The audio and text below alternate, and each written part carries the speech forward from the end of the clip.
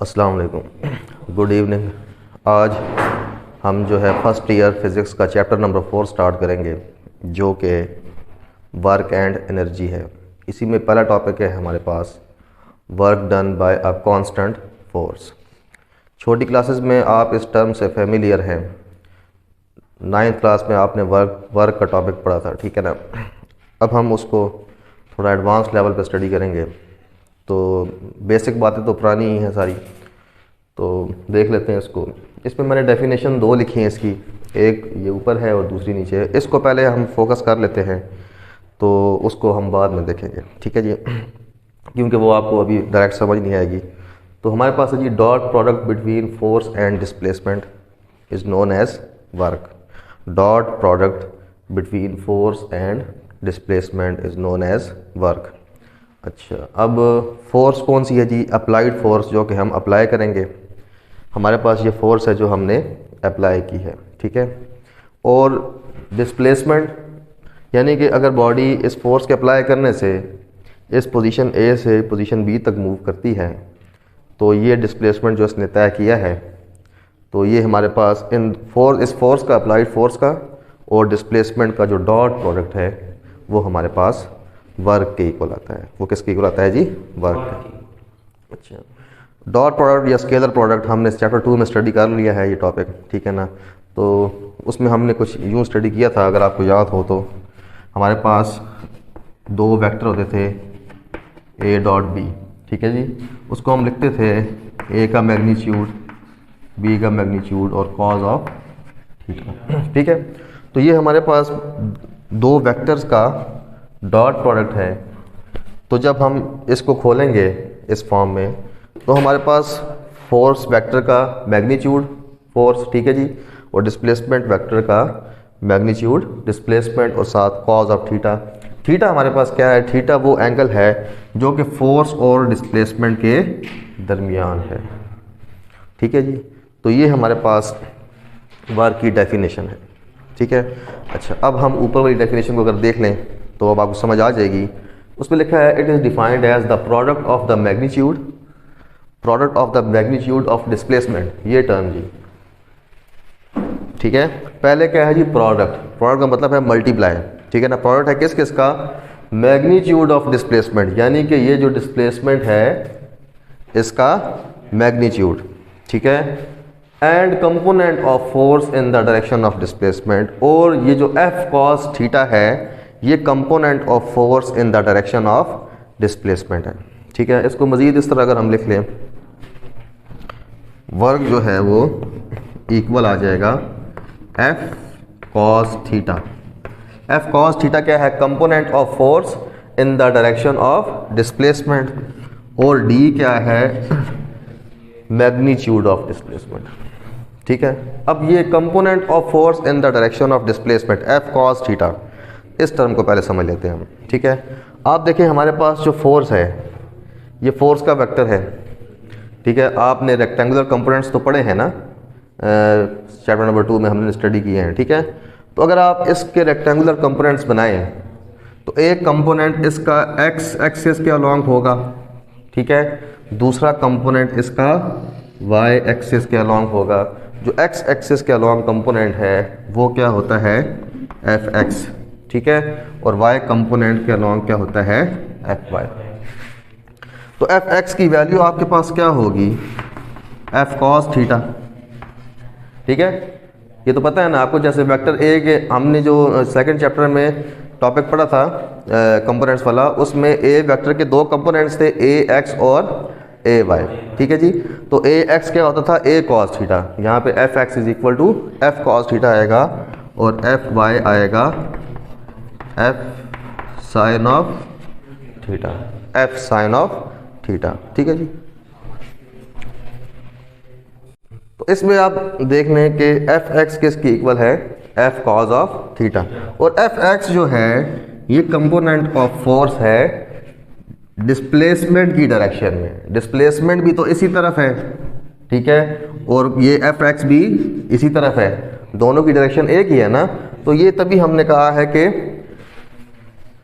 Component of force in the direction of displacement, यानी कि force का वो कंपोनेंट लेना है जो कि डिस्प्लेसमेंट की डायरेक्शन में है। अब ये भी तो कंपोनेंट है लेकिन ये डिस्प्लेसमेंट की डायरेक्शन में नहीं है। समझ आ गई? ठीक है, तो ये हमारे पास जो है फोर्स की क्या है डेफिनेशन, ठीक है, वो सॉरी वर्क की क्या है डेफिनेशन, ठीक है ना। अच्छा, अब दो केस आपकी बुक में दिए हैं।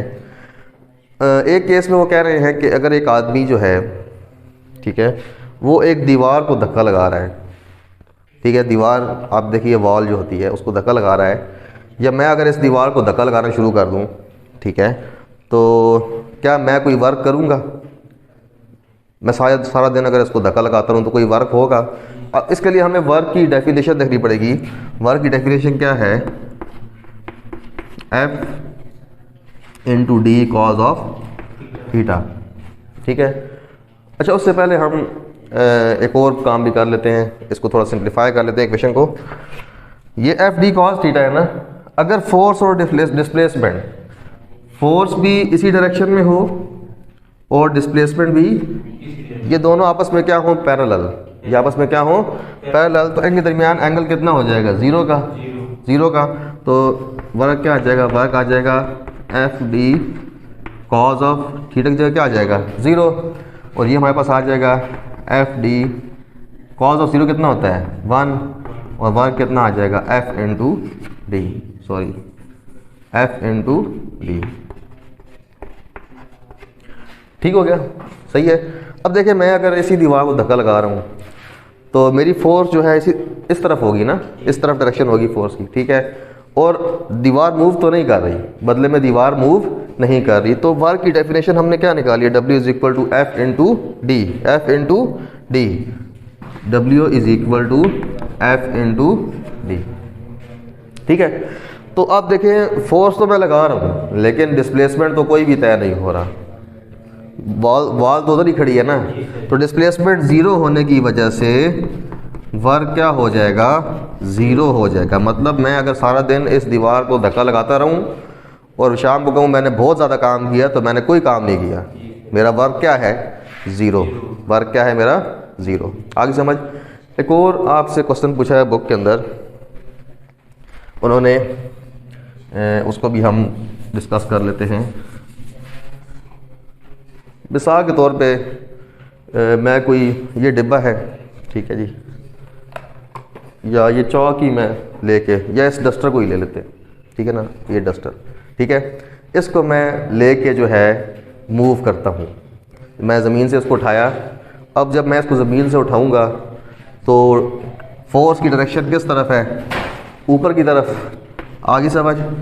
और मैं लेके इस तरफ मूव करता हूँ, ठीक है, तो डिस्प्लेसमेंट किस तरफ है? इस तरफ। तो क्या मैं इसको लेके अगर चलता रहूं तो मैंने कितना काम किया? यानी कि अगर मैं, वो जो आपकी बुक में फिगर बनी है ना, उसमें बाल्टी उठाई हुई है एक बंदे ने, ठीक है ना, तो आप यही समझ लें कि मैंने बाल्टी उठाई थी, अगर मैं इसको लेके उठा के चलता रहूं तो मैंने कितना वर्क किया, ठीक है। देखें, फोर्स तो मैंने ऊपर की तरफ लगाई है और डिस्प्लेसमेंट किस तरफ है? इस तरफ। तो एंगल कितना आ जाएगा? 90 का आ जाएगा कि नहीं आ जाएगा? दोनों एक दूसरे के परपेंडिकुलर हो जाएंगे कि नहीं हो जाएंगे? ठीक है, तो हम इसमें वैल्यू पुट कर रहे हैं अगर इस इक्वेशन में, ठीक है, तो W is equal to F D cos of 90, तो W is equal to F D cos 90 होता है 0, तो W कितना आ जाएगा? 0। इस सूरत में भी वर्क की वैल्यू क्या है? 0 ही है। इस सूरत में भी मैंने कोई वर्क नहीं किया, फिजिक्स की टर्म में मैंने कोई वर्क नहीं किया। आम आदमी तो कहेगा वाकई आपने काम किया है कि आप चीज़ उठा के ले गए वहाँ तक, लेकिन फिजिक्स की टर्म में मेरा जो वर्क है वो क्या है? 0 है। आगे समझ के नहीं आगे, ठीक है।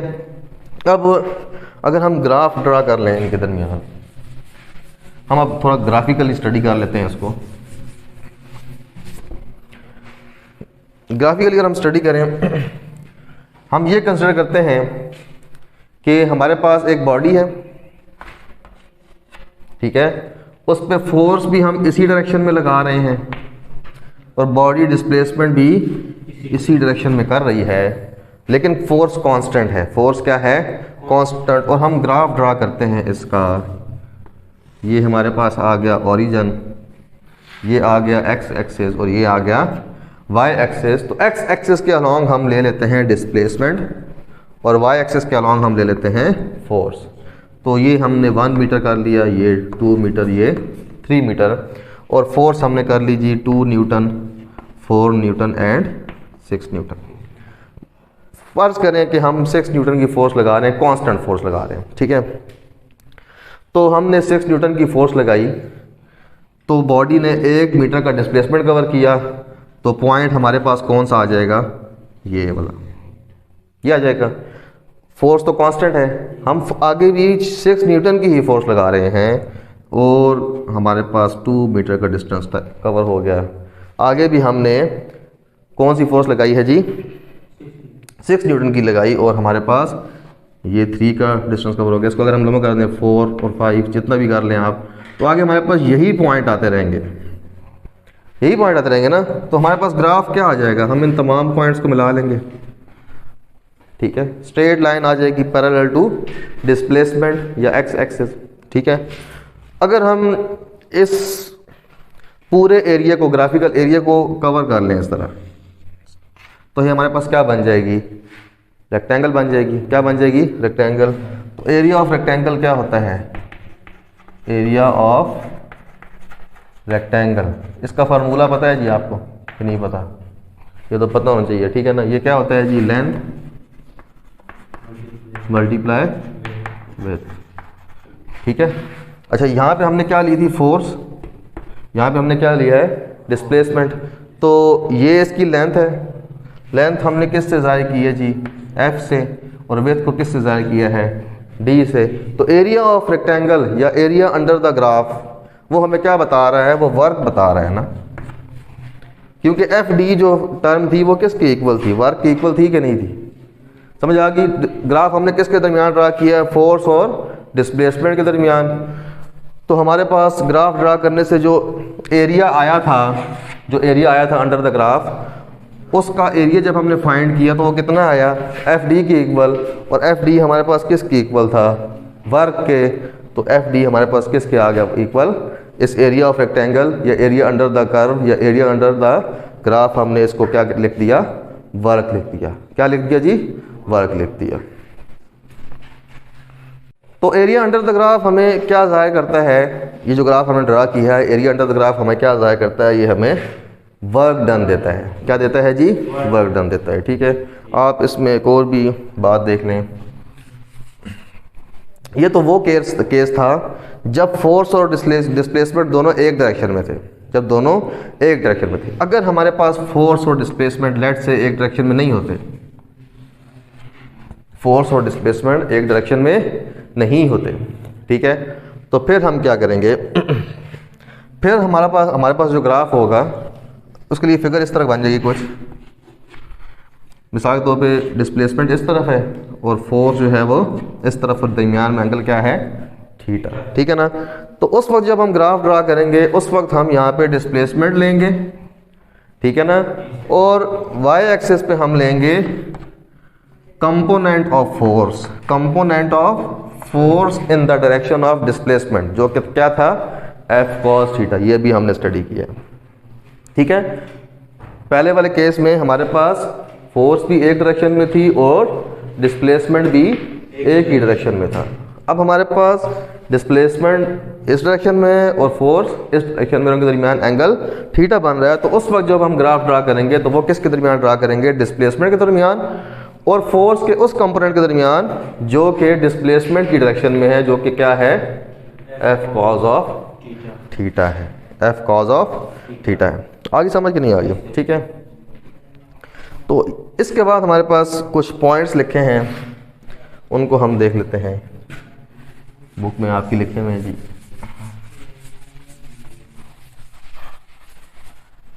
अगर हमारे पास पहला पॉइंट लिखा है जी, थीटा लेस देन 90 डिग्री हो, थीटा क्या हो, लेस देन, मतलब जो एंगल बन रहा है ना फोर्स और डिस्प्लेसमेंट के दरमियान, ये अगर आपका मास है, ये आपका डिस्प्लेसमेंट है और ये आपका फोर्स है, ठीक है जी, इनके दरमियान थीटा बन रहा है वो लेस देन 90 डिग्री है, तो आपका वर्क जो है वो क्या होगा, वर्क इज पॉजिटिव, वो क्या होगा, पॉजिटिव। पॉजिटिव क्यों होगा? क्योंकि जिस डायरेक्शन में आप फोर्स लगा रहे हैं, यानी कि इस फोर्स का जो कंपोनेंट है एफ कॉस थीटा, समझ आ गई, वो जिस डायरेक्शन में है डिस्प्लेसमेंट भी उसी डायरेक्शन में। आगे समझ के नहीं आ गई? ठीक है, यानी कि एफ कॉस थीटा की भी यही डायरेक्शन है और डिस्प्लेसमेंट की भी यही डायरेक्शन है, तो वर्क डन क्या होगा? पॉजिटिव होगा। क्या होगा? पॉजिटिव। और अगला पॉइंट लिखा है कि जब theta is equal to 90 degree हो जाए, क्या हो जाए जी? इक्वल टू 90 डिग्री, उस वक्त आपका वर्क क्या होगा? Work done is 0। वो क्यों होगा वो मैंने भी आपको बता दिया है। जब हम cos 90 यहाँ पे पुट करते हैं तो cos 90 होता है 0 और वर्क डन की वैल्यू क्या हो जाएगी? 0 हो जाएगी। ठीक है ना। तीसरा केस वो कह रहे हैं अगर थीटा जो है हमारे पास वो ग्रेटर देन 90 डिग्री है। ठीक है, थीटा जो है आपके पास 90 डिग्री से बड़ा आ जाता है। वो कैसे जी? ये इस तरह के डिस्प्लेसमेंट, तो ये आपका मास है, ठीक है, डिस्प्लेसमेंट तो इसका इस तरफ है, ठीक है, लेकिन फोर्स आप क्या लगा रहे हैं? इस तरफ लगा रहे हैं। समझ आ गई कि नहीं आ गई? तो इसका मतलब है अगर आप इसके कंपोनेंट्स बना लें तो ये थीटा है हमारे पास, तो कंपोनेंट्स क्या बनेंगे? ये बनेंगे ना कंपोनेंट्स। ये हमारे पास एफ कॉस थीटा बनेगा हेड टू टेल रूल से, और ये क्या बनेगा? F sine theta. समझ आ गई? अब कंपोनेंट ऑफ फोर्स जो है, कंपोनेंट ऑफ फोर्स इसकी डायरेक्शन इस तरफ है और डिस्प्लेसमेंट की डायरेक्शन उस तरफ है, यानी कि आप बॉडी पे फोर्स इस तरफ लगा रहे हैं, ठीक है, और बॉडी जा रही है उस तरफ है, मतलब आपने राइट साइड पे फोर्स लगा रहे हैं और बॉडी लेफ्ट साइड पे मूव कर रही है, तो उस वक्त आपका वर्क क्या होगा? Work done is negative. Work done is negative. आगे समझ के नहीं आ गई? यानी कि थीटा जो 90 से बड़ा हो जाएगा तो आपका वर्क डन क्या हो जाएगा? ये बिल्कुल वैसे ही है कि गाड़ी अगर आगे सामने से आ रही है, ठीक है, और आप उसको धक्का पीछे की तरफ धक्का लगा रहे हैं, तो गाड़ी का इंजन जो है उसका ज़ोर ज़्यादा है, वो आपको उल्टा लेके जा रही है। हालांकि आपकी फोर्स तो उसी तरफ है, पुश कर रहे हैं आप उसको, लेकिन वो आपको पीछे की तरफ ला रही है। तो इसका मतलब है कि आप वर्क तो कर रहे हैं लेकिन आपका वर्क क्या है? नेगेटिव है। क्या है? नेगेटिव। आगे समझिए, ठीक है। तो इसी में आगे हमारे पास है कि थीटा जब हमारे पास क्या हो जी? 0 डिग्री। कितना हो? यानी कि आप जो है वो एक बॉडी है, इसके ऊपर फोर्स भी इसी तरफ लगा रहे हैं और डिस्प्लेसमेंट भी इसी तरफ है, ठीक है ना, दोनों पैरेलल हैं। तो इस केस में आपका वर्क डन जो देखें cos 0 पुट करने से एफ डी आया था, तो इस वक्त वर्क डन जो है वो मैक्सिमम होता है। क्या होता है? Work done is maximum. आगे समझ के नहीं आ गई? तो इसका मतलब है अगर आप ये दूसरा केस ये वाला और इस पर गौर करें तो वर्क डन मिनिमम कब होगा? जब फोर्स और डिस्प्लेसमेंट आपस में एक दूसरे के परपेंडिकुलर होंगे, यानी कि 90 का एंगल बनाएंगे। क्या बनाएंगे? माने कि परपेंडिकुलर होंगे, ठीक है। और वर्क डन मिनिमम है। ये कौन सी कंडीशन है जी? मिनिमम। वर्क डन इस केस में क्या होता है? मिनिमम, ठीक है ना। और वर्क डन मैक्सिमम कब होगा? जब फोर्स और डिस्प्लेसमेंट एक दूसरे के पैरेलल होंगे। क्या होंगे? पैरेलल होंगे, ठीक है। और नेगेटिव वर्क डन तो मैंने आपको बताया था जब थीटा 90 से बड़ा हो जाए, ठीक है ना। लेकिन इस तरह भी हो सकता है, केस ये भी लिखा है बुक में, उसको भी हम देख ही लेते हैं। अगर आपके पास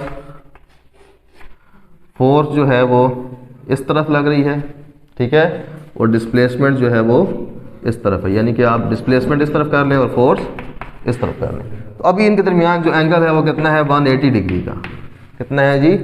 180 डिग्री का। अगर हमारे पास थीटा 180 डिग्री हो जाए, कितना हो जाए? 180 डिग्री, तो हमारे पास यहाँ पे इसको हम वैल्यू पुट करके देख लें अगर, तो यहाँ पे cos 180 आएगा, तो cos 180 जो है वो -1 होता है, तो रिजल्ट में -FD आ रहा होगा। क्या आ रहा होगा? -FD, ठीक है। यानी कि 90 से जैसे ही आपका एंगल बड़ा होगा, आपका वर्क डन जो है वो नेगेटिव होना शुरू हो जाएगा, ठीक है ना। और जब फोर्स और डिस्प्लेसमेंट एंटी पैरेलल होंगे, ये एंटी पैरेलल है, तब भी आपके पास जो वर्क डन है वो नेगेटिव ही होगा, ठीक है। समझ आ गई?